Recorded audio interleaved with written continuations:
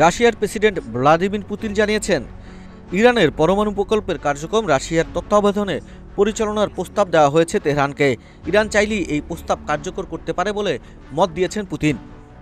বুধবার 18 June Saint পিটার্সবার্গে সাংবাদিকদের সঙ্গে আলাপকালে পুতিন বলেন, তেহরানের সঙ্গে আমাদের সম্পর্ক অত্যন্ত ভালো।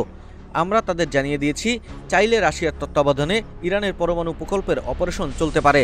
ইউরেনিয়ামের বেসামরিক ও শান্তিপূর্ণ ব্যবহারে রাশিয়া তত্ত্বাবধান করতে আগ্রহী। তিনি আরও জানান, ইরানের বন্দরনগরী বুশহরে নির্মিতব্য 2টি পারমাণবিক চুল্লির কাজ রাশিয়ার বিজ্ঞানীরা তত্ত্বাবধান করছেন। এই বিষয়ে ইসরায়েলের প্রধানমন্ত্রী বেনিয়ামিন নেতানিয়াহুর সঙ্গে টেলিফোনে কথা হয়েছে বলে উল্লেখ করেন তিনি। নেতানিয়াহু নাকি আশ্বস্ত করেছেন, বুশেহর ও তার আশেপাশের এলাকায় ইসরায়েল হামলা চালাবে না।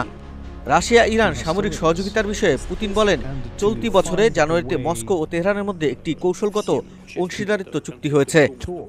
তবে সেখানে সামরিক সহযোগিতার বিষয়টি অন্তর্ভুক্ত নয়। এছাড়া তেহরান এখনও আনুষ্ঠানিকভাবে রাশিয়ার কাছে কোনো অস্ত্র সহযোগিতা চায়নি। রুশ প্রেসিডেন্ট আরও বলেন, আমরা মনে করি ইরানের পরমাণু কর্মসূচি শান্তিপূর্ণ ব্যবহার নিশ্চিত করা এবং ইসরায়েলের নিরাপত্তাজনিত উদ্বেগ দূর করা, এই দুটি বিষয় একসঙ্গে সমাধান সম্ভব। এ নিয়ে আমরা যুক্তরাষ্ট্র, ইরান ও ইসরায়েলকে আমাদের দৃষ্টিভঙ্গি জানিয়েছি।